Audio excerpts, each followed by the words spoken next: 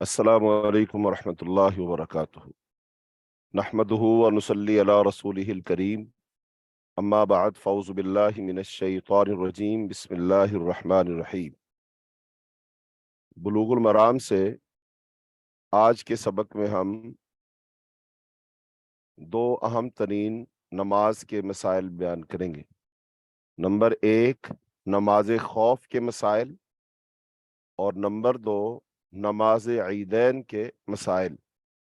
یعنی عید الفطر اور عید الاضحیٰ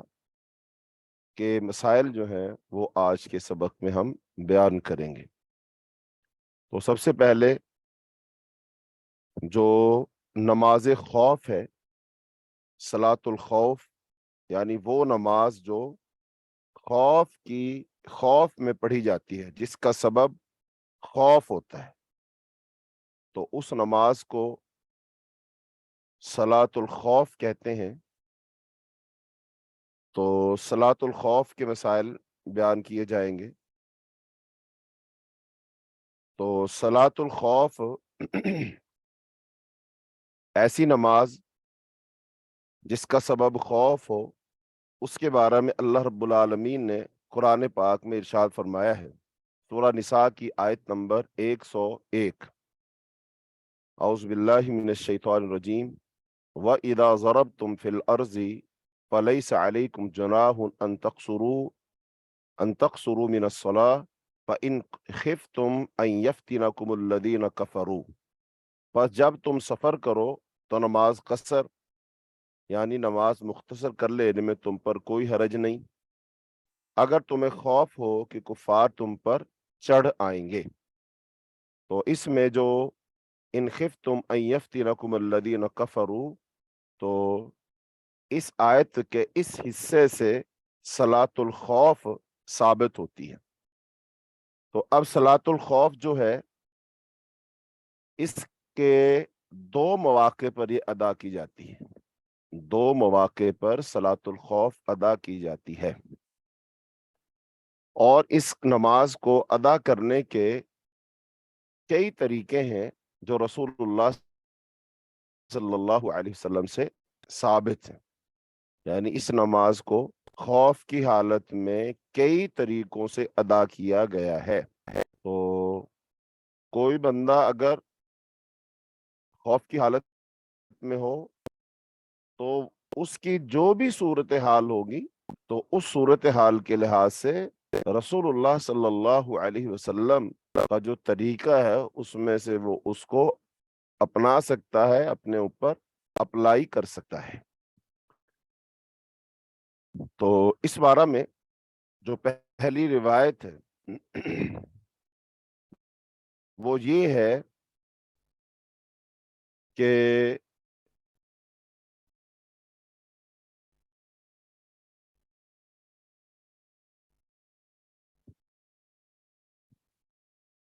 حضرت صالح بن خوات رضی اللہ تعالی عنہ ان لوگوں میں سے ہے جنہوں نے غزوہ ذات الرقاع کے دن نبی کریم صلی اللہ علیہ وسلم کے ساتھ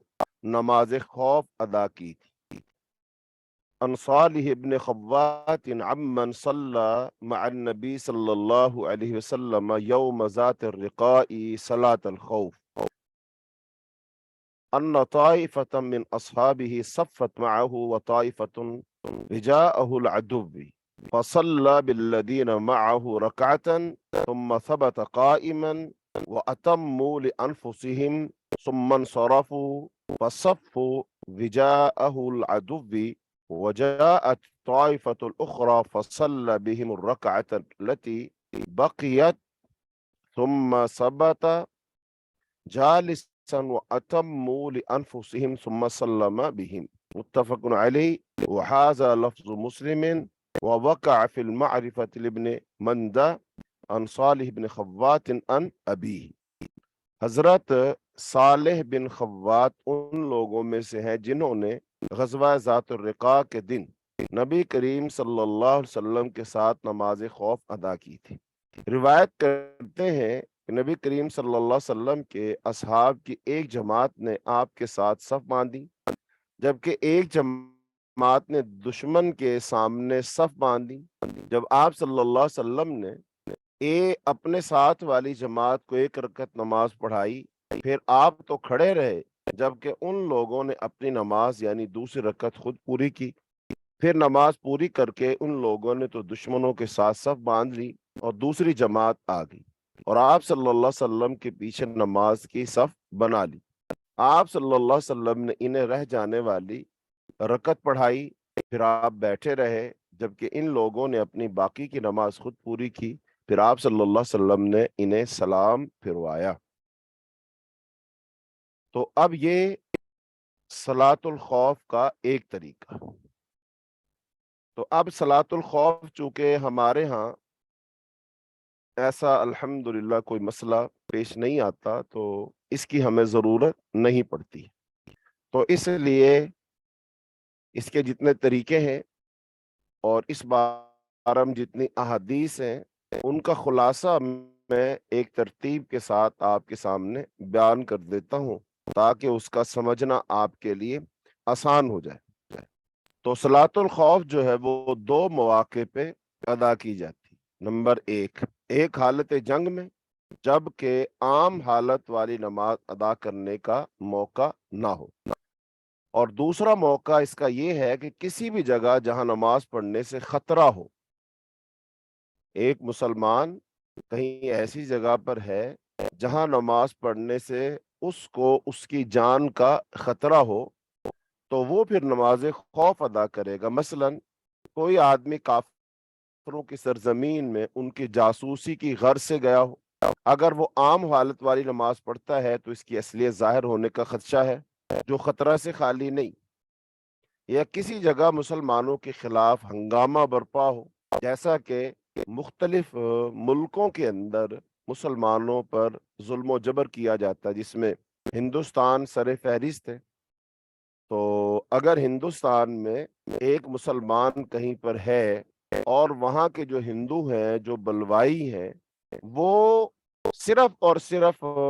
मुसलमान को मुसलमान होने की वजह से वो कत्ल कर देते हैं। ऐसा नहीं है कि वो ये देखते हो कि भी किसी मुसलमान ने कोई गलत काम किया है,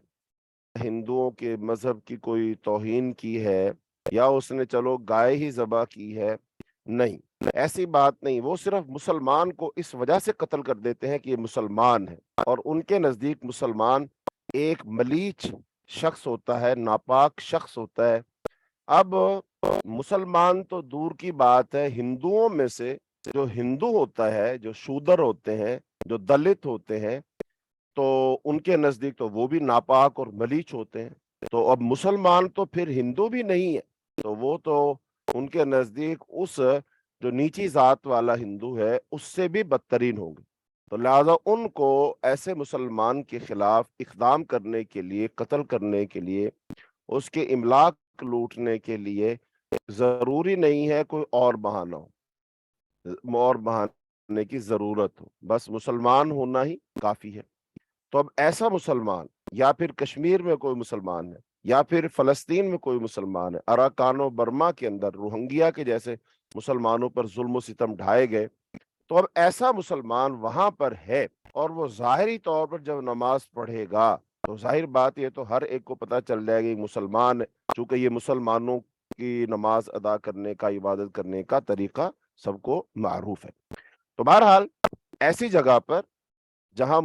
हंगामा बरपा हो और मुसलमानों का जीना दो भर कर दिया गया हो, मुश्किल हो, तो लिहाजा ये बंदा वहां नमाज तो पढ़ेगा, नमाज की माफी तो बिल्कुल नहीं है, लेकिन अब वो नमाज जो है नमाज खौफ अदा कर ले। तो नमाज खौफ अदा करने के जो कई तरीके हैं, जैसा कि एक तरीका तो इस हदीस में आपके सामने बयान कर दिया गया।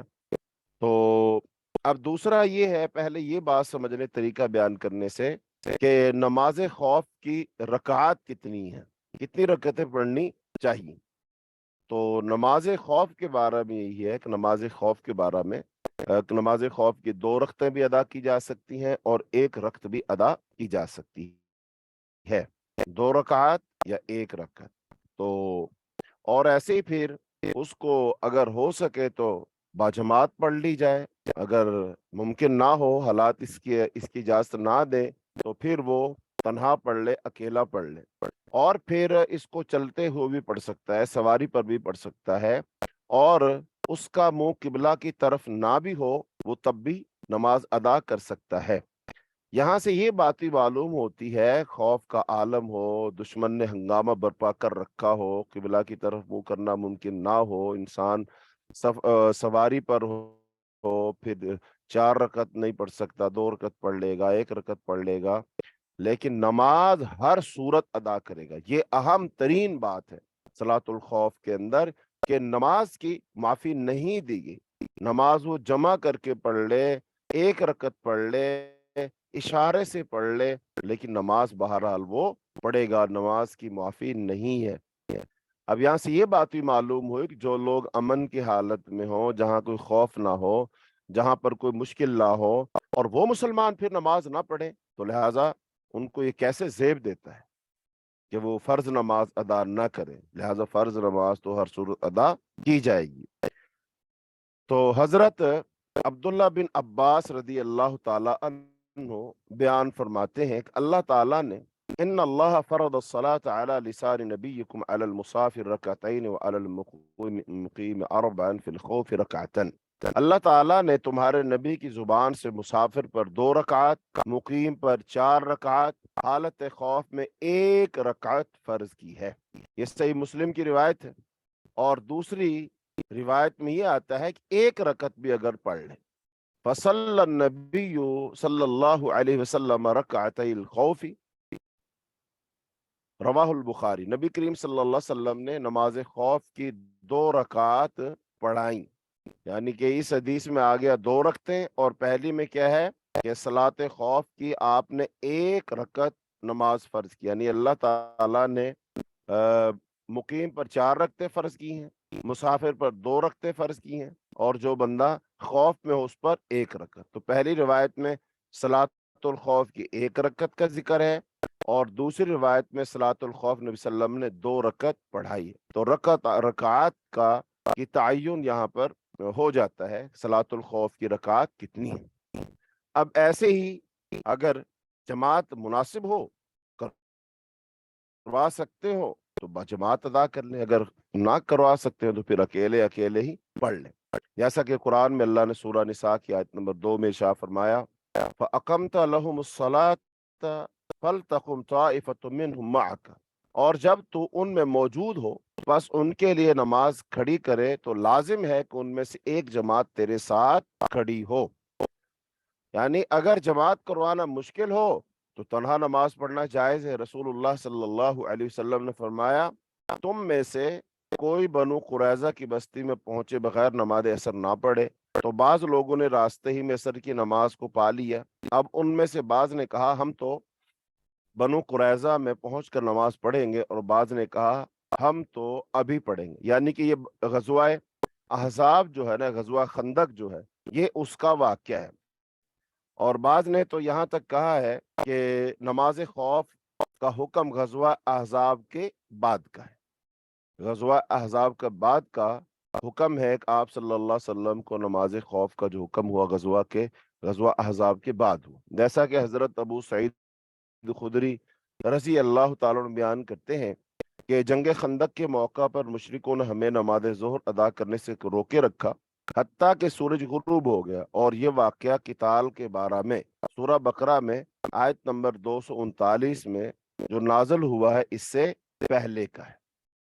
تو غزوہ احزاب میں رسول اللہ صلی اللہ علیہ وسلم نماز نہیں پڑھ سکے تھے، چونکہ باہر دشمن آ چکے تھے، ابو سفیان 10,000 کا لشکر لے کر آ گیا تھا، لیکن خندق کی وجہ سے وہ اس کو عبور نہ کر سکے تھے، لیکن آپ صلی اللہ علیہ وسلم نماز ادا نہیں کر سکے تھے، تو پھر آپ نے 4 نمازیں وہ ایک ساتھ ادا کی تھی ترتیب کے ساتھ۔ بہرحال نماز خوف ادا کرنے کا پہلا طریقہ یہ ہے کہ اگر سب مسلمانوں کا ایک جماعت سے نماز پڑھنا ممکن ہو تو ایک ہی جماعت کے ساتھ نماز ادا کر لی جائے۔ نمبر 2، اگر ایک جماعت سے نماز ادا کرنا ممکن نہ ہو تو حالات کے اعتبار سے مسلمانوں کی مختلف جماعتیں بن جائیں اور الگ الگ جماعت کروا لیں۔ اور نمبر 3، اگر امام ایک ہے تو وہ سب کو علیحدہ علیحدہ جماعت کروا دے، فرائض کے علاوہ باقی اس کے نفل ہو جائیں گے۔ حضرت جابر رضی اللہ تعالیٰ فرماتے ہیں کہ رسول اللہ صلی اللہ علیہ وسلم نے ایک گروہ کو 2 رکعتیں پڑھائی، پھر وہ پیچھے چلے گئے اور دوسرے گروہ کو 2 رکعتیں پڑھائی، اور اس طرح نبی کریم صلی اللہ علیہ وسلم کی 4 اور لوگوں کی 2 رکعتیں ہو گئی۔ یہ صحیح بخاری کی روایت۔ اور چوتھا طریقہ صلاۃ الخوف کا یہ ہے کہ اگر جماعت ممکن نہ ہو تو جو شخص جہاں اور جس حالت میں ہے، اسی حالت میں نماز ادا کر لے، جیسا کہ سورہ بقرہ کی آیت نمبر 239 میں فرمایا فَإِنْ خِفْتُمْ فَرِجَالًا أَوْ رُكْبَانًا، اگر تم حالت خوف میں ہو تو پیدل ہو یا سوار، جیسے ممکن ہو نماز ادا کر لو۔ یعنی سوار ہو یا پیدل، پھر چل رہا ہو یا کوئی دوڑ رہا ہو، اس میں قبلہ رخ ہونے کی بھی ضرورت نہیں ہے، اور رکوع سجود اشارے سے کر لے۔ حضرت عبداللہ بن عمر رضی اللہ عنہما نبی کریم صلی اللہ علیہ وسلم کے حوالے سے بیان فرماتے ہیں کہ اگر خوف اس سے زیادہ ہو تو کھڑے کھڑے یا سواری پر چلتے ہوئے اشارے سے نماز ادا کر لو، رخ قبلہ کی طرف ہو یا غیر قبلہ کی طرف، یعنی کہ اب قبلہ کی طرف رخ کرنا بھی ضروری نہیں ہے، چونکہ خوف کا مسئلہ ہے، صلاۃ الخوف ہے یہ۔ تو یہ حدیث جو ہے صحیح بخاری کے اندر 4535 نمبر حدیث ہے، اور صحیح مسلم کے اندر 839 نمبر حدیث موجود ہے۔ اور صلاۃ الخوف کا چھٹا طریقہ یہ ہے کہ اگر آپ ایسے علاقے میں جہاں نماز پڑھنے ہی سے خطرہ ہے تو اشارے سے نماز ادا کر لیں۔ تو وہ حدیث اس کی دلیل ہے عبداللہ بن عمر رضی اللہ تعالیٰ عنہ۔ اور مزید یہ کہ عبداللہ بن انیس رضی اللہ تعالیٰ فرماتے ہیں کہ رسول اللہ صلی اللہ علیہ وسلم نے مجھے خالد بن سفیان الحذلی کے تعاقب میں ارنا اور عرفات کی طرف روانہ کیا اور فرمایا جاؤ اور اسے قتل کر دو۔ یعنی ایک صحابی کو نبی کریم صلی اللہ علیہ وسلم نے ایک دشمن کو قتل کرنے کے لیے بھیجا، اب وہ صحابی اس کو قتل کرنے کے لیے روانہ ہو گئے۔ تو وہ فرماتے ہیں جب میں نے اسے دیکھا تو نماز عصر کا وقت ہو چکا تھا، میں نے خیال کیا کہ اگر میں نے نماز مؤخر کی تو میرے اور اس کے درمیان کچھ فاصلہ ہو جائے گا، یعنی اب ایک دشمن جس کو قتل کرنا وہ آگے ہے اور میرا گھوڑا اس کے پیچھے دوڑ رہا ہے۔ اچھا، اب اگر نماز عصر کا وقت ہو گیا، میں نماز پڑھنے رکوں گا، وہ تو بہت دور چلا جائے گا اور شاید میں دوبارہ اس کو پکڑ نہ سکوں۔ لہذا اب وہ فرماتے ہیں میں نے سوچا کیوں نہ کہ میں نماز کو ایسے باقاعدہ اتر کر نہ پڑھوں، بلکہ میں اسی طرح اپنی سواری کے اوپر رہتے ہوئے کہ میں نماز کو ادا کر لوں۔ تو فرماتے ہیں کہ تو میں اس کی طرف چلنے لگا اور ساتھ ساتھ اشاروں سے نماز پڑھنے لگا۔ تو اب میں نے نماز پڑھی اور دشمن کے علاقے میں دشمن کے تعاقب میں میں نے نماز پڑھی، اور کیسے نماز پڑھی؟ اشاروں کے ساتھ نماز پڑھی۔ اور یہ روایت جو ہے سنن ابی داؤد کے اندر موجود ہے، حدیث نمبر ہے 1249 نمبر حدیث۔ ایسے ہی صحیح ابن خزیمہ کے اندر حدیث موجود ہے، یہ صحیح ابن حبان کے اندر موجود ہے۔ تو امام خطابی رحمۃ اللہ علیہ فرماتے ہیں نماز خوف کے مختلف طریقے ہیں، اور رسول اللہ صلی اللہ علیہ وسلم مختلف ایام میں مختلف صورتوں سے نماز ادا کی، لہذا ہر وہ طریقہ اختیار کیا جا سکتا ہے جو نماز کے لیے زیادہ احتیاط والا اور پہرے کے لحاظ سے، دفاع کے لحاظ سے زیادہ سود مند ہو۔ یہ ہے صلاۃ الخوف کی مختصر وضاحت۔ تو صلاۃ الخوف، خوف والی نماز جس کا سبب خوف ہو، تو اب اس کو کیسے ادا کرنا ہے، کتنی رکعات اس کی ہیں، اس کو ادا کرنی ہے، تو یہ تمام احادیث کا خلاصہ آپ کے سامنے بیان کر دیا گیا۔ اب ہم آتے ہیں نماز عید کے مسائل، عیدین کے مسائل۔ تو سب سے پہلے جو لفظ عیدین ہے اس کو تھوڑا سمجھ لیں، یہ تثنیہ ہے، عید واحد اور عیدینی، 2 عیدیں۔ تو یہ لفظ 2 عیدوں پر بولا، 2 عیدوں کے لیے، عیدین عربی میں عیدین کا معنی ہوتا ہے 2 عیدیں۔ تو عید کا معنی کیا ہوتا ہے؟ عید لفظ کا معنی ہوتا ہے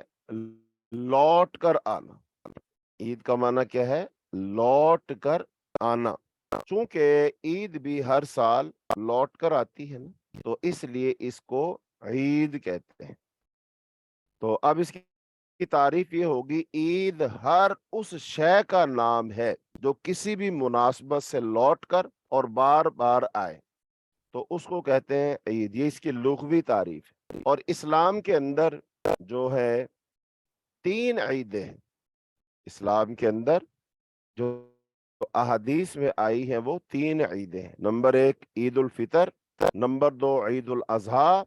और नंबर 3 है जो ईद कहा गया वो जुमे के दिन को ईद कहा गया है। तो लिहाजा ये 3 ईदें हुई। तो शरीयत में फकत 3 ही ईदें हैं, ईद उल फितर, ईद उल अजहा और नमाज जुमा। इनके सिवा शरीयत में कोई ईद नहीं। उनके अलावा ईदों के नाम पर जितने भी जश्न मनाए जाते हैं सारे के सारे वो शरीयत में नाजायज हैं। साल में मुसलमान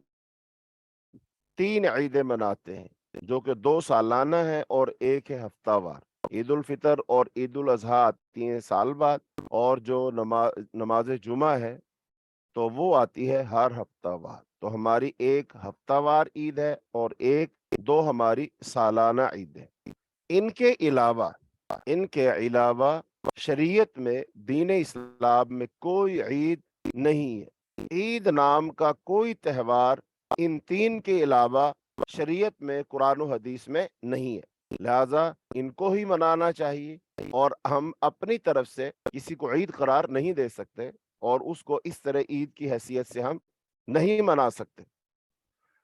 तो इमाम इब्न तैमिया रहमतुल्लाह अलैह फरमाते, ईद उमूर शरइया में से है, शरीयत के उमूर में से एक अमर है। लिहाजा ईदें वही मोतबर होंगी जिनका इल्म शरीयत के जरिए से होता है। यही वजह है कि नबी करीम सल्लल्लाहु अलैहि वसल्लम जब हिजरत फरमाकर मदीना मुनव्वरा में तशरीफ लाए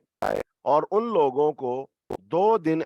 ईद के नाम पर खुशी मनाते देखा, मदीना के जो लोग थे, अब वहां पर जो कबाइल थे वो 3 कबाइल यहूद के थे और 2 कबाइल मुशरिकीन के थे, तो और कुछ लोग जो थे वो थे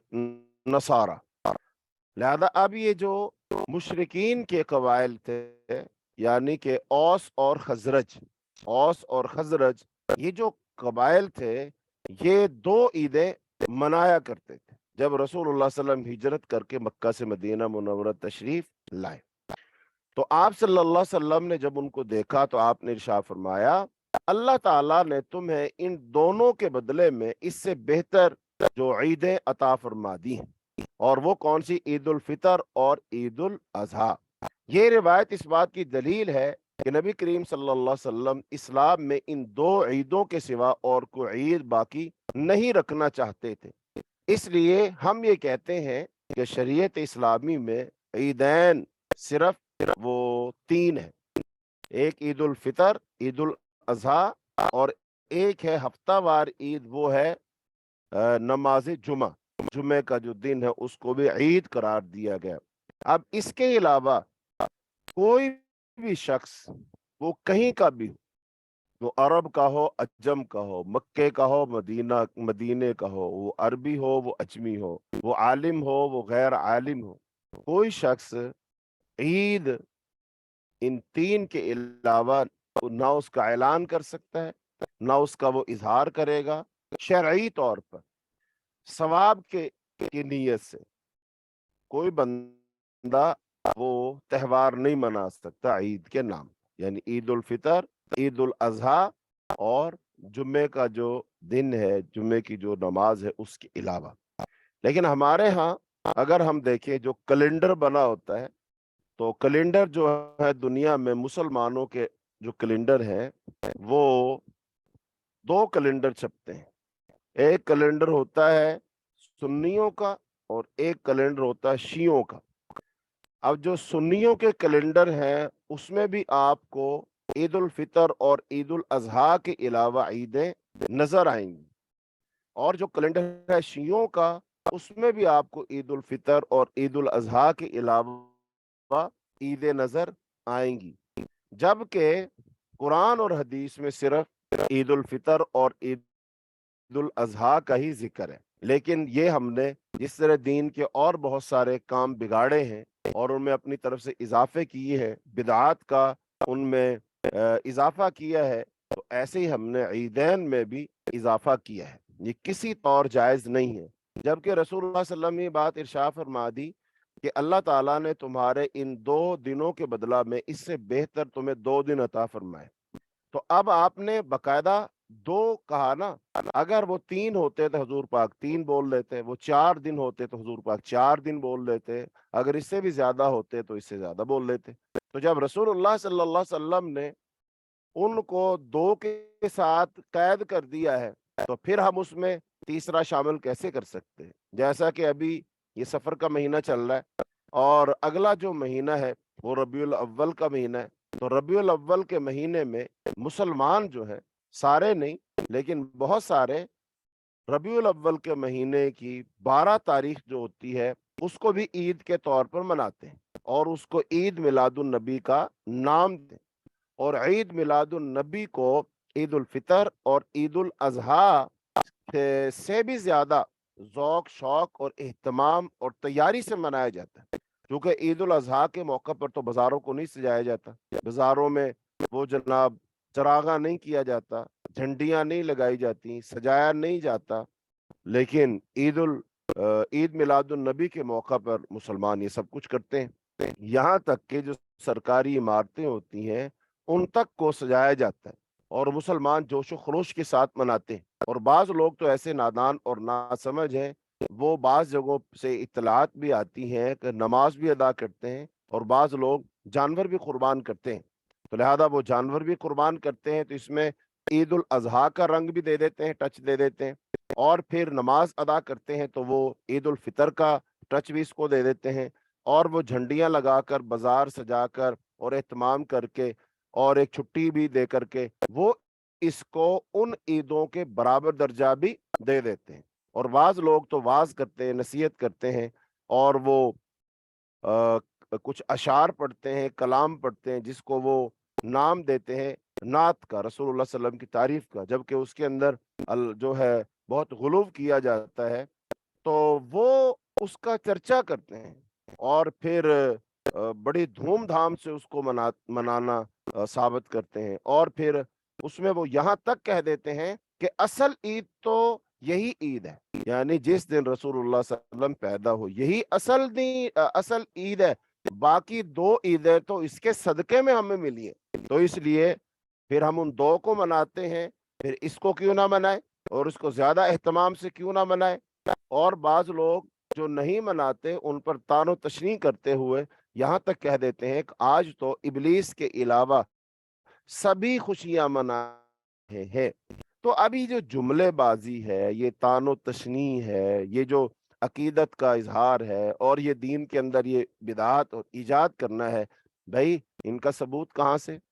مثال کے طور پر کوئی مجھ سے پوچھے، آپ سے پوچھے، کوئی کرسچن پوچھے، کوئی ہندو پوچھے، کوئی سکھ پوچھے کہ بھائی آپ عید الفطر مناتے ہیں تو آپ مجھے دکھا سکتے ہیں قرآن و حدیث سے؟ تو ہم اس سے کہیں گے ہاں جی، ہم آپ کو یہ دکھا سکتے ہیں حدیث سے کہ آپ صلی اللہ علیہ وسلم نے یکم شوال کو مدینہ منورہ میں عید الفطر منائی ہے، پھر اس کی نماز پڑھی ہے، پھر حکم دیا ہے کہ جب عید کی نماز پڑھنے کے لیے جاؤ تو پھر کچھ کھا کر جاؤ، عید الفطر کے موقع پر تکبیریں کہتے ہوئے میدان میں جاؤ، اور عورتیں بھی جائیں، حتیٰ کہ وہ عورتیں بھی جائیں جو نماز جن کی چھوٹ جاتی ہے، مخصوص ایام سے گزر رہی ہوتی وہ تک جائیں، اور پھر وہاں جا کر پہلے نماز پڑھتے ہیں، پھر اس کے بعد خطبہ ہوتا ہے، پھر اس کے بعد دعا ہوتی ہے، پھر گھروں کو لوٹتے ہیں، پھر کہا جاتا ہے سنت یہ ہے کہ رستہ بدل کر آؤ، تو ہم اس کو دکھا سکتے ہیں۔ ایسے ہی اگر کوئی ہم سے کہے گا تو عید الاضحیٰ کے بارے میں بھی ہم تفصیلات دکھا دیں گے، لیکن وہی بندہ، وہ ہندو، وہ کرسچن، وہ کوئی بھی غیر مسلم ہم سے پوچھ سکتا ہے کہ بھائی یہ عید میلاد النبی جو ہے اس کے بارے میں مجھے احادیث دکھاؤ، اس کی تفصیلات مجھے حدیث سے ثابت کرو، تو یہاں پر آ کر میں رک جاؤں گا، یہاں پر میں آ کر لاجواب ہو جاؤں گا، کیونکہ میں حدیث کی کوئی کتاب پڑھ لوں، صحیح ستہ پڑھ لوں، مسند احمد پڑھ لوں، اس کے علاوہ دیگر کتب احادیث پڑھ لوں، مجھے ان احادیث کے اندر عید میلاد النبی کے بارے میں اس طرح تفصیلاً احکام نہیں ملیں گے کہ عید میلاد النبی کے دن 12 ربیع الاول کو ہم میدان میں نکلے یا نہ نکلے، اس کی نماز پڑھیں نہ پڑھیں، کتنی رکعت پڑھیں، سنت کیا ہے؟ ہم گھر سے کچھ کھا کر جائیں کہ آ کر کھائیں، پھر ہم رستہ بدل کے گھر آئیں کہ نہ آئیں، خطبہ پہلے دیں کہ خطبہ بعد میں دیں، اس میں عورتیں جائیں یا نہ جائیں، احادیث کے اندر یہ سب کچھ ہمیں نہیں ملے گا۔ پھر ہم سے وہ غیر مسلم، وہ ہندو، وہ عیسائی، وہ سکھ، وہ کوئی بھی کہہ سکتا ہے بھائی جب عید الفطر حدیث میں ہے تم مناتے ہو، عید الاضحیٰ حدیث میں ہے تفصیل کے ساتھ مناتے ہو، پھر عید الاضحیٰ جو عید میلاد النبی ہے جب اس کے بارے میں احادیث ہی نہیں ہے، حضور پاک نے یہ منائی نہیں ہے، پھر یہ تم کیوں مناتے ہو؟ یہ تم دین میں اپنی طرف سے اضافہ کر رہے ہو۔ یہاں پر ہم لاجواب ہیں، ہم کوئی جواب نہیں دے سکتے، چونکہ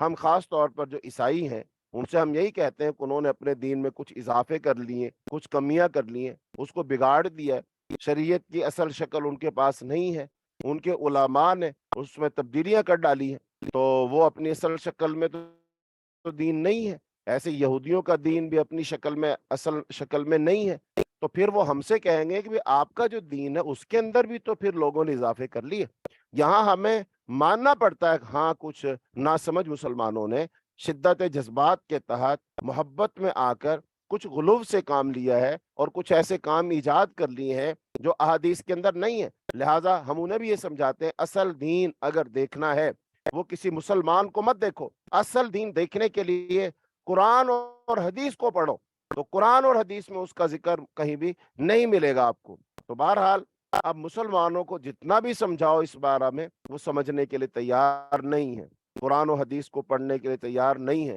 ان کاموں کو چھوڑنے کے لیے تیار نہیں ہے، بلکہ سمجھانے والوں کو الٹا وہ گستاخ کہہ دیتے ہیں، رسول اللہ صلی اللہ علیہ وسلم کے احترام نہ کرنے والا کہہ دیتے ہیں اور طعن و تشنیع ان کو دیتے ہیں۔ ایسے ہی اور ان کو سمجھاؤ تو واضح سے دلیلیں دیتے ہیں، دیکھو قرآن و حدیث میں نہیں ہے تو کیا ہوا، لیکن عیسائی بھی تو اپنے نبی کا برتھ ڈے مناتے ہیں نا، وہ بھی تو 25 دسمبر کو کرسمس مناتے ہیں، برتھ ڈے مناتے ہیں، تو جب عیسائی اپنے نبی کی وہ ولادت کا دن منا سکتے ہیں تو ہم مسلمان کیوں نہیں منا سکتے؟ ہم بھی منائیں گے، وہ یہ بات دلیل دیتے ہیں۔ پھر وہ ایک اور واقعہ سناتے ہیں، دیکھو جی کہ ابو لہب جو تھا نبی صلی اللہ علیہ وسلم کا چچا تھا، جب اس کی باندی نے آ کر حضور پاک کی پیدائش کی آ کر خوشخبری سنائی کہ آپ کا جو بھائی تھا مرحوم عبداللہ، تو ان کے گھر بیٹا پیدا ہوا ہے، تو ابو لہب نے اس طرح انگلی کے اشارے سے اس کو کہا تھا تو آزاد ہے، یعنی اپنی اس ایک کافر نے کافر لونڈی کو آزاد کیا کہ تم آزاد ہو، تو کہتے ہیں ابو لہب نے حضور پاک کی ولادت کی خوشی میں وہ ایک لونڈی آزاد کی تھی، تو اس کا مطلب ولادت کی خوشی تو منائی نا؟ ہاں بھائی منائی تو ہے، یہ تو میں بھی مان رہا ہوں، لیکن یہ بتاؤ یہ تو پھر عید میلاد النبی ہو گئی، ہاں عید میلاد النبی ہوئی، لیکن اس عید میلاد النبی کا آغاز کرنے والا کون ہے؟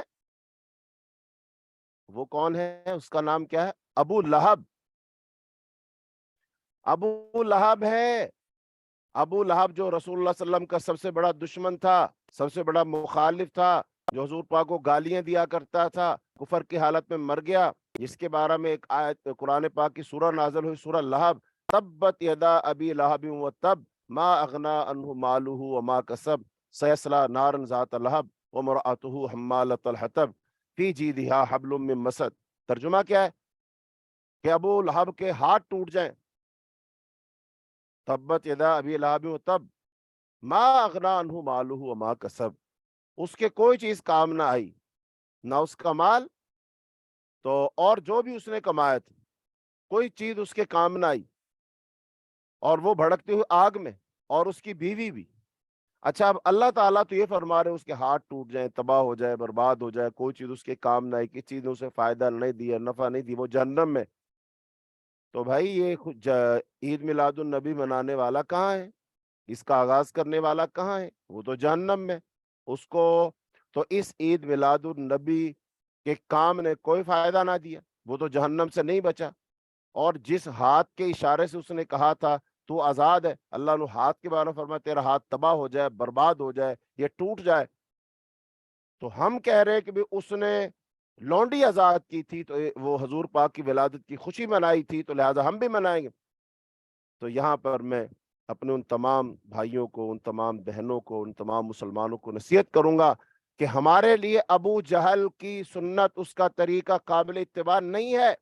ہمارے لیے کس کا طریقہ قابل اتباع ہے؟ حضرت محمد صلی اللہ علیہ وسلم کا۔ اللہ نے ہمیں یہ فرمایا لَقَدْ كَانَ لَكُمْ فِي رَسُولِ اللَّهِ أُسْوَةٌ حَسَنَةٌ، تمہارے لیے اللہ کے رسول صلی اللہ علیہ وسلم کی زندگی میں بہترین نمونہ ہے۔ ہمیں اللہ نے یہ فرمایا وَمَا آتَاكُمُ الرَّسُولُ فَخُذُوهُ وَمَا نَهَاكُمْ عَنْهُ فَانْتَهُوا، جو اللہ کے رسول تمہیں دیں لے لو، اور جس سے منع کر دیں رک جاؤ۔ تو اللہ کے رسول نے ہمیں کتنی عیدیں دی؟ 2 دی ہیں، تو ہم 2 لیں گے، ہم 3 نہیں لیں گے، چونکہ 3 ہے نہیں۔ پھر فرمایا اللہ تعالیٰ نے اطیعوا اللہ واطیعوا الرسول، اللہ کی اطاعت کرو، اللہ کے رسول کی اطاعت کرو۔ تو ہم اللہ کی اور اللہ کے رسول کی اطاعت کریں گے۔ سورہ حجرات کے شروع میں فرمایا اللہ پاک نے لا تقدموا بین یدی اللہ ورسولہ، اللہ اور اس کے رسول سے آگے نہ بڑھو۔ تو اس کا مطلب یہ قرآن پاک کی آیات اور رسول اللہ صلی اللہ علیہ وسلم کی احادیث، جس میں فرمایا رسول اللہ صلی اللہ علیہ وسلم نے من عمل عملا لیس علیہ امرنا فہو رد، جس آدمی نے کوئی ایسا کام کیا جس پر ہمارا امر نہ ہوا، جس پر ہمارا حکم نہ ہوا، اس کا وہ کام رد ہے، مردود ہے، ریجیکٹ ہے، اس کا کام اس کو فائدہ نہیں دے گا۔ تو ایک اور حدیث میں رسول اللہ صلی اللہ علیہ وسلم فرمایا کل امتی يدخلون الجنہ الا من ابا، میری ساری امت جنت میں جائے گی سوائے اس کے جس شخص نے خود جنت میں جانے سے انکار کر دیا۔ پوچھا جنت میں جانے سے کون انکار کرتا ہے؟ فرمایا من اطاعنی دخل الجنہ، جس نے میری اطاعت کی وہ جنت میں گیا، اور ومن عصانی فقط ابا، اور جس نے میری نافرمانی کی اس نے جنت میں جانے سے انکار کیا۔ تو یہاں پر بھی اطاعت کا ذکر ہے، جو اطاعت کرے گا۔ تو اطاعت یہ ہے کہ جو کام رسول اللہ صلی اللہ علیہ وسلم نے کیا، جس وقت کیا اور جتنا کیا تعداد مقدار کے لحاظ سے، ہم وہی کریں، اس میں اپنی طرف سے اضافہ نہیں کر سکتے، اس میں کمی نہیں کر سکتے۔ تو لہٰذا قرآن اور احادیث سے یہی بات سمجھ آتی ہے کہ اس عید کا، جس کو عید میلاد النبی کہتے ہیں، اس کا کوئی وجود شریعت میں نہیں ہے، رسول اللہ صلی اللہ علیہ وسلم کی سیرت طیبہ میں نہیں ہے۔ حالانکہ یہ جو ربیع الاول کا مہینہ ہے، یہ 40 مرتبہ آپ صلی اللہ علیہ وسلم کی حیات طیبہ میں وہ نبوت ملنے سے پہلے آیا، اور 23 مرتبہ یہ نبوت مل جانے کے بعد آیا۔ تو 63 مرتبہ یہ جو ربیع الاول کا مہینہ وہ آیا، لیکن نہ آپ صلی اللہ علیہ وسلم نے کبھی 40 سالہ دور میں جو کہ مکہ میں گزرا، اس میں آپ نے ایک مرتبہ بھی اپنی ولادت کا دن نہیں منایا۔ پھر 13 سال نبوت مل جانے کے بعد آپ مکہ میں رہے، تو 13 سالہ مکی دور نبوت میں بھی رسول اللہ صلی اللہ علیہ وسلم نے اس دن عید میلاد النبی ربیع الاول کے مہینہ میں نہیں منائی، اور 10 سال تک آپ صلی اللہ علیہ وسلم نبوت مل جانے کے بعد، ہجرت کے بعد مدینہ منورہ میں آپ رہے، تو 10 مرتبہ یہ دن ربیع الاول کا مہینہ آیا، آپ نے مدینہ میں ایک مرتبہ بھی آپ صلی اللہ علیہ وسلم نے عید میلاد النبی نہیں منائی۔ پھر نہ آپ کے صحابہ کرام نے منائی، نہ خلفاء راشدین نے منائی، نہ اشرا مبشرہ نے منائی، نہ آپ کے دامادوں نے منائی، نہ آپ کی بیٹیوں نے منائی، نہ آپ کے نواسوں نے منائی۔ اور حد تو یہ ہے کہ جو 4 ائمہ مشہور و معروف ہیں، امام ابو حنیفہ رحمۃ اللہ علیہ، امام مالک، امام شافعی، امام احمد بن حنبل رحمہم اللہ تعالی، ان چاروں ائمہ نے بھی اس کو نہیں منایا۔ پھر اب ہم اس کو کرتے ہیں تو کیوں کرتے ہیں؟ کہاں سے جواز لیتے ہیں؟ کہاں سے دلیل لاتے ہیں؟ جو بات حضور پاک کو سمجھ نہیں آئی، ہمیں کیسے سمجھ آ گئی؟ جو بات صحابہ کرام کو سمجھ نہیں آئی، ہمیں کیسے سمجھ آ گئی؟ جو بات نبی صلی اللہ علیہ وسلم کے دمادوں، بیٹوں، نواسوں کو سمجھ نہیں، ہمیں کیسے سمجھ آ گئی؟ جو بات تابعین، تبع تابعین، محدثین کو سمجھ نہیں، ہمیں کہاں سے سمجھ آ گئی؟ جو بات ائمہ کو، 4 ائمہ اہل السنہ کے مشہور و معروف ہیں، ان کو جو سمجھ نہیں آئی، یہ ہمیں کہاں سے سمجھ آ گئی؟ اب ان کی سمجھ ٹھیک تھی کہ ہماری سمجھ ٹھیک ہے؟ تو اس لیے ہوش کے ناخن لیں اور اس دن کو تہوار کے طور پر مت منائیں۔ دیکھیں، اگر صرف اس کا منانے کی حد تک ہی مسئلہ ہوتا نا، تو مجھے اتنی لمبی چوڑی یہ تقریر کرنے کی، اس پر وضاحت کرنے کی ضرورت نہیں تھی۔ اصل میں جب ایک کام شریعت میں نہ ہو اور کوئی شخص اس کام کو شریعت سمجھ کر کرتا ہے، تو یہ جرم ہے، یہ بہت بڑا جرم ہے۔ جیسا کہ کتاب الجمعہ کے اندر جو ہمارا سبق گزرا ہے، اس میں جہاں نبی کریم صلی اللہ علیہ وسلم کے خطبے کے الفاظ تھے اور ان کی وضاحت تھی، اما بعد فإن خیر الحدیث کتاب اللہ وخیر الحدی ہدی محمد صلی اللہ علیہ وسلم، فإن شر الأمور محدثاتها وكل محدثة بدعة وكل بدعة ضلالة وكل ضلالة في النار. تو وہاں پر اس بدعت دین میں اضافے کی تفصیل کے ساتھ وضاحت کی گئی تھی کہ جو بندہ اب دین میں دین کے نام پر کوئی ایسا کام کرے گا جس کا حکم اللہ نے نہیں دیا، جس کا حکم رسول اللہ صلی اللہ علیہ وسلم نے دیا، جو کام نبی کریم صلی اللہ علیہ وسلم نے کیا، صحابہ کرام نے کیا، تو وہ کام بدعت ہے. اب جو بندہ بدعت کرتا ہے، بدعت کا ارتکاب کرتا ہے، اس کے لیے تو سخت وعیدیں آئی ہیں، سخت وعیدیں آئی ہیں. تو وہ سبق سن لیجیے آپ، سخت وعیدیں آئی ہیں. یہاں تک وعید آئی ہے ان اللہ حجب التوبۃ عن کل صاحب بدعت، اللہ تعالیٰ بدعتی آدمی کی تو توبہ قبول نہیں کرتا، توبہ بھی قبول نہیں کرتا. یہ بہت بڑی بات ہے. حالانکہ جو کوئی بندہ شرک کرتا ہے نا، وہ شرک جب مشرک توبہ کرتا ہے اس کی توبہ بھی قبول ہو جائے گی، لیکن اس حدیث کے الفاظ یہ ہیں کہ اس کی توبہ بھی قابل قبول نہیں ہے. شیطان کو یہ بدعت بڑی پسند ہے، اور یہ بدعت جو ہے سنت کی دشمن ہے. جیسے جیسے بدعات پھیلیں گی ویسے ویسے سنتوں کا خاتمہ ہو جائے گا. ایسے ہی فرمایا جو بندہ من وقر صاحب بدعت فقد ہدم عمارت الاسلام، جو آدمی بدعتی آدمی کی عزت کرتا ہے وہ اسلام کی عمارت کو گرانے کی کوشش کرتا ہے. فرمایا جو بدعتی آدمی ہے اللہ تعالیٰ نہ اس کی نفل عبادت قبول کرے نہ اس کی فرض عبادات قبول کرے. اب اتنی سخت وعیدیں ہیں. تو یہ اگر صرف ایک کام کرنا ہوتا، خوشی منانا ہوتا، اور اس کے منانے سے گناہ نہ ملتا ہوتا، تو میں کبھی بھی اتنی تفصیل کے ساتھ اس پر زور نہ دیتا. لیکن جو ہمارے مسلمان بہن بھائی یہ کام کریں گے، وہ پیسہ بھی لگائیں گے، وقت بھی لگائیں گے، اور پھر الٹا ان کو کیا ملے؟ گناہ ملے. تو میری ذمہ داری بنتی ہے، میری بات کو انشاءاللہ جو سنے گا وہ مانے گا، قبول کرے گا، غور و فکر ضرور کرے گا، اور انشاءاللہ وہ قرآن و حدیث طرف رجوع کرے گا. لیکن اگر کوئی بندہ میری بات کو نہیں مانتا ہے، کم از کم میں اپنا حق ادا کر رہا ہوں، لوگوں کے سامنے بات تفصیل کے ساتھ، وضاحت کے ساتھ، درد دل کے ساتھ بیان کر رہا ہوں، انہیں سمجھانے کی کوشش کر رہا ہوں کہ دین کا حصہ نہیں ہے، اس سے باز آ جاؤ، اس کام کو مت کرو. تو انشاءاللہ میں ان لوگوں میں شامل ہوں گا جو بدعت سے روک رہا ہوں. اور جو میری بات سن رہے ہیں ان میں سے اگر کوئی اس کام کو کرتا ہے تو امید ہے انشاءاللہ وہ اس کام کو کرنے سے باز آ جائے گا، کیونکہ یہ کام سنت نہیں ہے، یہ کام دین کا حصہ نہیں، یہ کام رسول اللہ صلی اللہ علیہ وسلم صحابہ کرام نے کیا نہیں ہے، تو پھر ہم کیوں کریں؟ تو اللہ تعالی ہمیں ہدایت عطا فرمائے، اور اللہ تعالی ہمیں کتاب و سنت پر عمل کرنے کی توفیق عطا فرمائے. تو بہرحال شرعی عیدیں جن کو ہم باقاعدہ طور پر دین اسلام سمجھ کر ثواب کے طور پر منا سکتے ہیں، وہ عید الفطر اور عید الاضحیٰ ہی ہے. آگے حدیث ہے، رسول اللہ صلی اللہ علیہ وسلم فرمایا قال رسول اللہ الفطر یوم یفطر الناس والاضحیٰ یوم یضحی الناس، رواہ الترمذی. حضرت عائشہ رضی اللہ تعالیٰ عنہ سے روایت ہے، فرماتی ہے کہ نبی کریم صلی اللہ علیہ وسلم کے ارشاد ہے عید الفطر وہ دن ہے جس میں لوگ روزہ رکھنے کو ختم کر دیتے ہیں، اور عید الاضحیٰ وہ ہے جس میں لوگ اللہ کے لیے حلال اور وہ جانور جس کی نص قرآن و حدیث میں بیان ہوئی ہے، منصوص جانور کو اللہ کی راہ میں قربان کرتے ہیں، اس کو عید الاضحیٰ کہتے ہیں. تو حدیث میں یہ مسئلہ بیان کیا گیا کہ فطر اور اضحیٰ کا دن وہ ہے جس میں لوگ فطر اور قربانی کریں.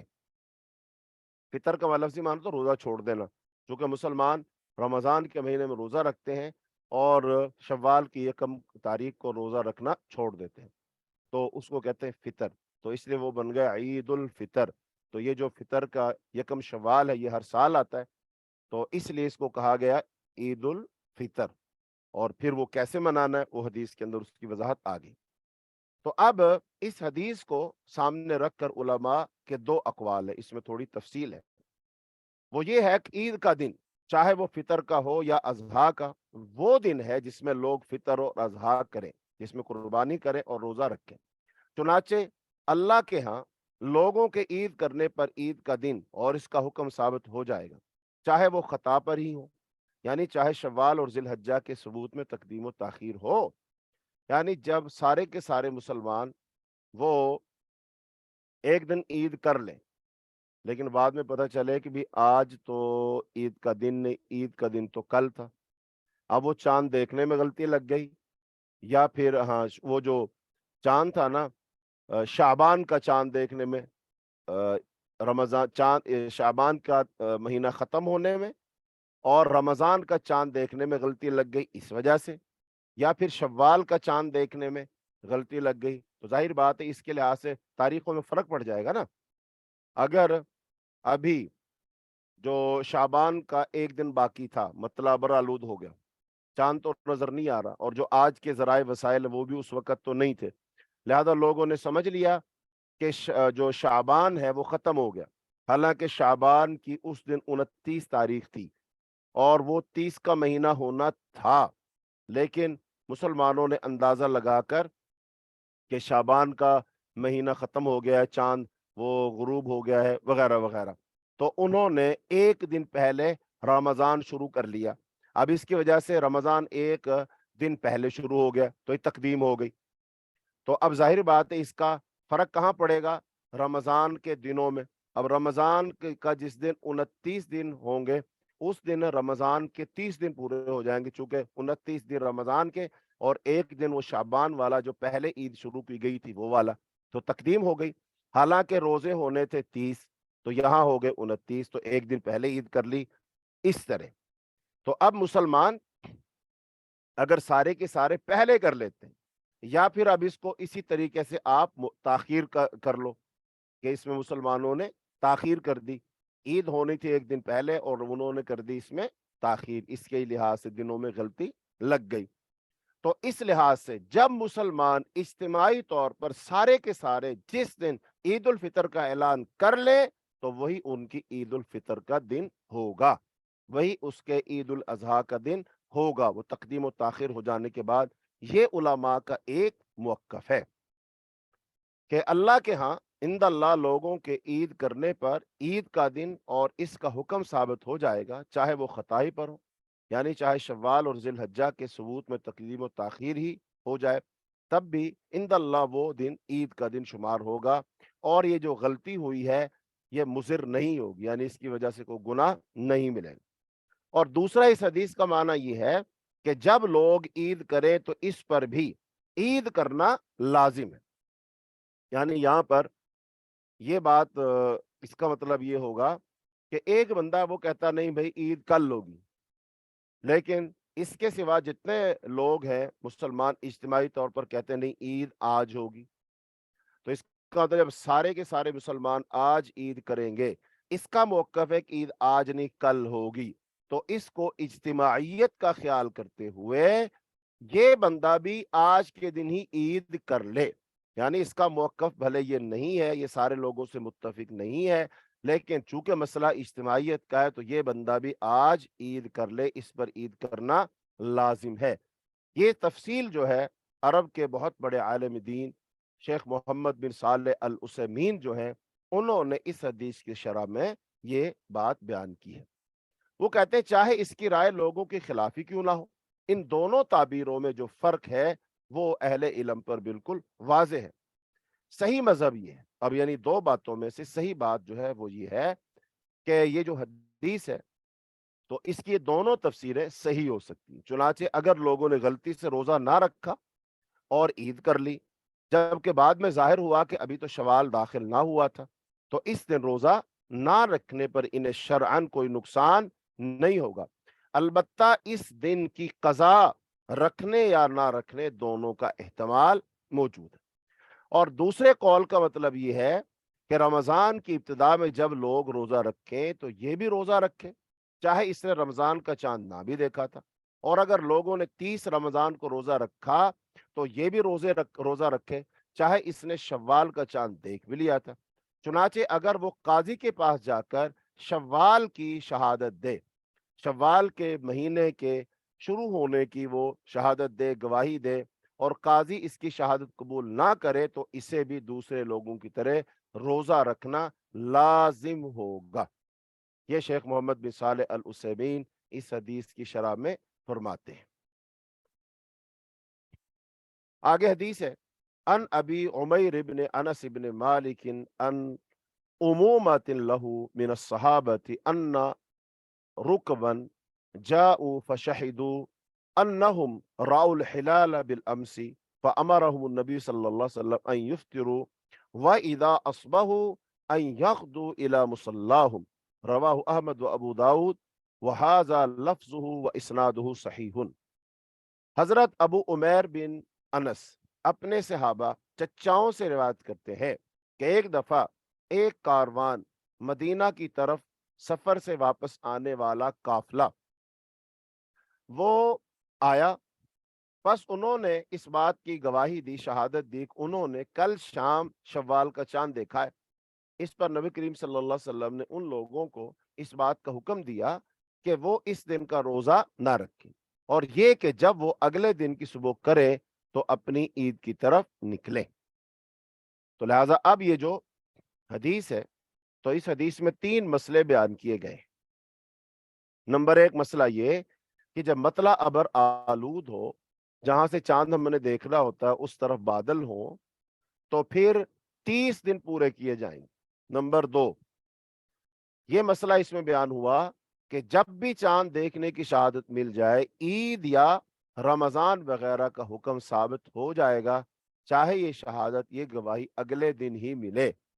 जैसे ही शहादत मिल जाए तो शवाल हो जाने की सूरत में रोजा ना रखना वाजिब होगा, और रमजान हो जाने की सूरत में रोजा रखना वाजिब होगा। और तीसरी बात इस हदीस से मालूम हुई कि जब यकम शव्वाल के दिन किसी उज़र की वजह से ईद की नमाज अपने वक्त पर अदा ना की जा सके, तो इसे अगले दिन अपने मसनून और मुस्तहब वक्त में अदा किया जाएगा। यानी जब 29 तारीख को मतला अबर आलूद हो जाए तो 30 दिन पूरे करना वाजिब होते हैं, चाहे कोई भी महीना हो। ये हुक्म इस्लामी तकवीम के हर महीना को शामिल है। लिहाजा अगर रमजान का चांद बादल की वजह से नजर ना आए तो अगले दिन रोजा ना रखना वाजिब होगा। अगर ईद का इल्म इसके मसनून और मुस्तहब वक़्त निकल जाने के बाद वो मालूम होगा तो इसे अगले दिन तक मुअख्खर किया जाएगा। अलबत्ता अगर ईद का इल्म उस दिन में ही हो जाए और अभी ईद की नमाज का वक्त बाकी हो तो इसे फिलफौर अदा किया जाएगा, क्योंकि अब ताखीर का कोई जवाज नहीं है। लिहाजा मुतलक अगले दिन मुअख्खर करने की जो बात है उसकी कोई दलील नहीं है। और ये बात भी याद रखनी चाहिए कि किसी उज़र की वजह से अगले दिन अदा की जाने वाली ईद की ये नमाज अदा होगी, कज़ा नहीं होगी। ये अदा ही कहलाएगी, कज़ा नहीं कहलाएगी, क्योंकि ऐसा करने का हुक्म खुद नबी करीम सल्लल्लाहु अलैहि वसल्लम ने दिया है। और जिस बात का भी हुक्म अल्लाह और उसका रसूल दे दें वो अदा होता है, वो कज़ा नहीं होता। तो लिहाजा ये ईद जो है कज़ा नहीं कहलाएगी, ये अदा ही कहलाएगी। यानी कि अब मोटी सी बात ये समझ आ गई कि अगर लोग जो है रात चांद देखते रहे और लोगों को चांद नजर ना आया, तो जाहिर बात है अब अगर 29वां दिन था तो चांद देखा था, हो सकता कल ईद हो जाए, लेकिन चांद देखने की बहुत कोशिश की, चांद नजर ना आया, या फिर बादल थे, बादलों की वजह से नजर ना आया, तो लोगों ने अब अगले दिन जाहिर बात है 30वां रोजा रखना ही रखना है। लेकिन अगले दिन अगले दिन कोई बंदा आया और उसने आकर बताया, भाई आपने तो रोजा रखा हुआ लेकिन मैंने तो कल चांद देख लिया था। यानी 29वीं रमजान की शाम को मैंने चांद देख लिया। तो लिहाजा उन्होंने कहा वाकई चांद देख लिया था? हाँ जी, चांद देख लिया था। तो इसका मतलब आज तो ईद होनी चाहिए, और आप लोगों ने ईद नहीं पढ़ी बल्कि रोजा रखा हुआ है। अब उसकी दो सूरतें हो सकती है, एक तो ये है कि वो जोहर के बाद आकर बताए, और एक ये है कि वो 11 बजे आकर बता दे, 10 बजे आकर बता दे, तो इतने वक्त में जबकि ईद की नमाज पढ़ी जा सकती हो उस वक्त में आकर बताए। तो अब ये दो सूरतें होंगी। तो भाई अगर वो वक्त पर आकर बता देता, वक्त के अंदर अंदर आकर बता देता है, तो उसी दिन मुसलमान रोजा भी खोल देंगे और ईद की नमाज भी अदा करेंगे। लेकिन अगर वो जोहर के बाद आकर बताता है तो मुसलमान रोजा तो फौरन खोल देंगे, रोजा तो नहीं रखेंगे, लेकिन चूंकि अब ईद की नमाज का वक्त नहीं है लिहाजा ईद की नमाज अगले दिन पढ़ेंगे। तो ये है मसला। तो हदीस आगे आती है,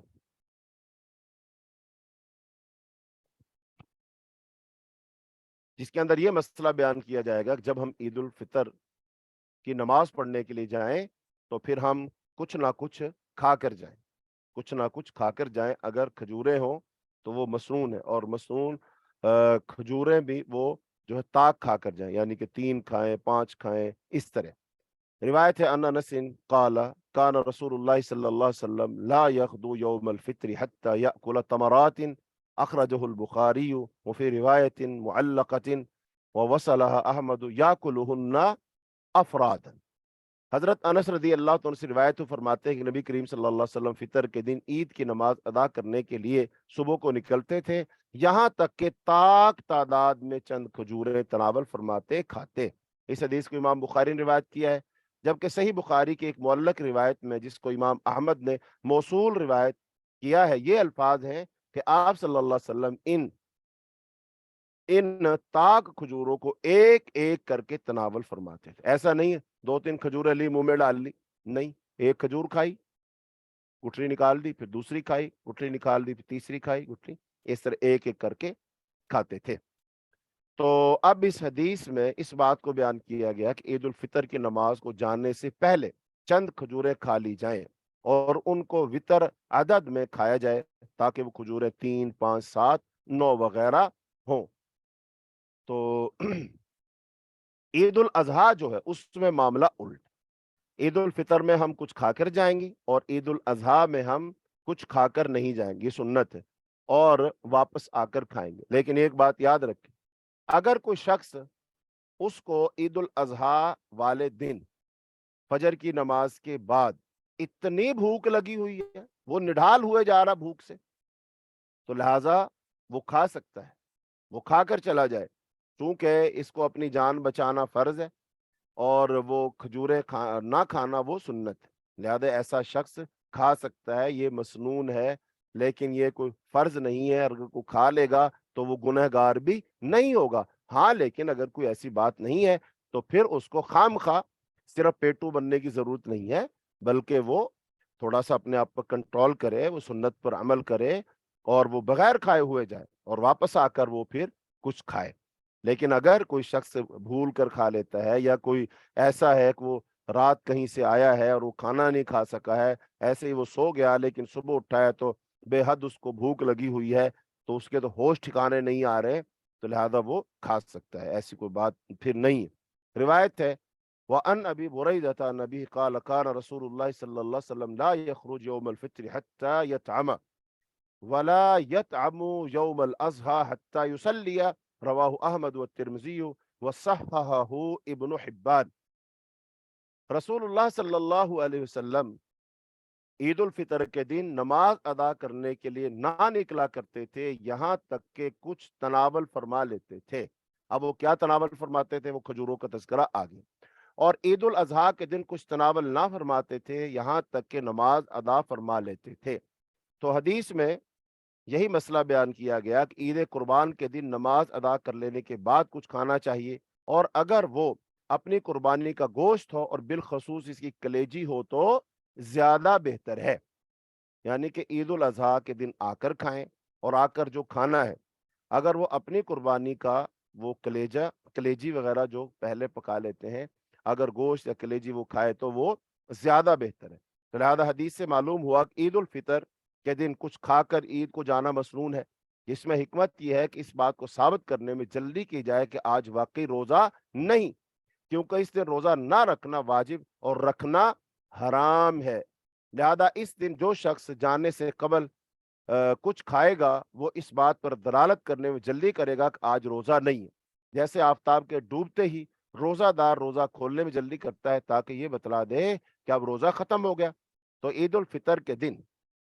کھانے میں جلدی عبادت پر وہ جو ہے تازگی, یعنی کچھ کھا کر جائے گا تو تازہ دم ہوگا, تو لہذا وہ عید الفطر کی نماز اور خطبہ اور دعا وغیرہ وہ سن سکے گا صحیح طریقے سے. تو کھجوریں جو ہیں ان کے بارے میں آپ صلی اللہ علیہ وسلم کے پاس اکثر کھجوریں ہی کھانے کو میسر ہوتی تھیں, اور دوسرا قول یہ کھجوریں کھانے کا حکم علی سبیل التعبد ہے. لیکن درست یہ ہے کہ کھجوروں کی تخصیص میں یہ دونوں علتیں ہی ہیں, یعنی کہ کھجوریں بھی کھا سکتا ہے اور کھجوریں کھائے گا تو انشاءاللہ اس کو ثواب ملے گا. البتہ بعض احباب نے اس باب میں طبی کلام کر کے ثابت کیا ہے کہ کھجوروں کے بے شمار طبی فوائد ہیں, جن کے پیش نظر عید الفطر کو جانے سے قبل خالی پیٹ ان کا کھانا افضل ہے، اور پھر ان کو کھانا وطر میں یعنی طاق عدد کی تخصیص اس لیے ہے کیونکہ اللہ تعالیٰ کی ذات خود بھی وطر ہے اور وہ وطر کو محبوب عدد شمار کرتے، جیسے حدیث میں ان اللہ وطر یحب الوطر، اس لیے وہ 3 کھاؤ، وہ 5 کھاؤ، 7 کھاؤ، 9 کھاؤ، ایسے۔ اور یہ بھی معلوم ہوا کہ احادیث ایک دوسرے کے اجمال کو جو بات اجمالاً ہوتی ہے اس کی تفصیل بیان کر دیتی، حدیث کی وضاحت کر دیتی، جیسا کہ گزشتہ حدیث کا بیان اس حدیث کے اجمال کو دور کر رہا ہے۔ اور عید قربان میں نماز کے بعد کھانے کا حکم اس لیے ہے، عید الاضحیٰ والے دن قربانی کی عید پہ بعد میں کھانے کا حکم اس لیے ہے کیونکہ ہم اس دن اپنی قربانیوں کے کھانے کے مامور ہیں، ہمیں حکم دیا گیا کہ بھی قربانی کا گوشت خود بھی کھاؤ، دوسروں کو بھی کھلاؤ۔ چنانچہ یہ کھانا امر تعبدی بھی ہے اور مشروع بھی، لہذا افضل یہ ہے کہ عید قربان کے دن نماز کے بعد ہمارے پیٹ میں وہ کھانا سب سے پہلے جائے جس کے کھانے کے ہم مامور ہیں، اور وہ ہے قربانی کا گوشت، اس لیے قربانی جلدی کرنے کا حکم ہے۔ جی یہیں تک آج ہمارا سبق ہوگا، تو جو سبق آج پڑھا ہے اس بارے میں کوئی سوال، کوئی اشکال، کوئی بات سمجھ نہ آئی ہو تو وہ آپ پوچھیں۔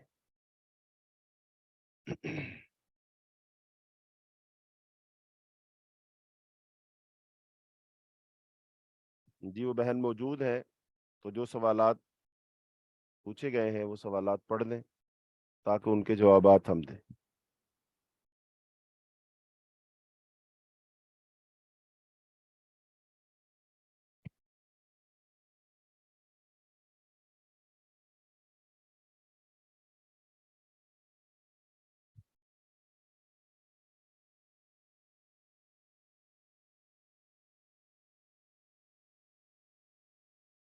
جی وہ بہن نہیں ہے،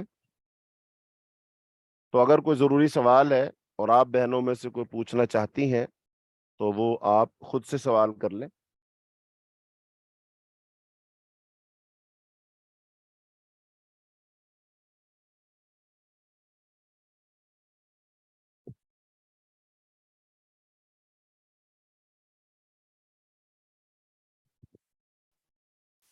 جی السلام علیکم ورحمۃ اللہ وبرکاتہ۔ چلو پھر ایسا کر لیں، کوئی بات نہیں، اگر وہ بہن نہیں ہے تو آپ لوگوں کے پاس ہمارا واٹس ایپ نمبر تو ہے، تو اس پر آپ سوال بھیج دیجئے گا، تو انشاءاللہ جیسے ہمیں وقت ملے گا تو انشاءاللہ ہم آپ کے سوالوں کے جوابات دے دیں گے۔ اگر کسی کے پاس واٹس ایپ نمبر نہیں ہے تو وہ نمبر بھلے نوٹ کر لیں، 032149442220، تو یہ ہمارا نمبر ہے، تو اس پر آپ اپنا سوال بھیج دیں تو انشاءاللہ ہم جواب ارسال کر دیں۔ کلاس کے اختتام کرتے ہیں، ہم دعا پڑھتے ہیں، سبحانک اللہم وبحمدک اشہد ان لا الہ الا انت استغفرک واتوب الیک۔ السلام علیکم ورحمۃ اللہ وبرکاتہ۔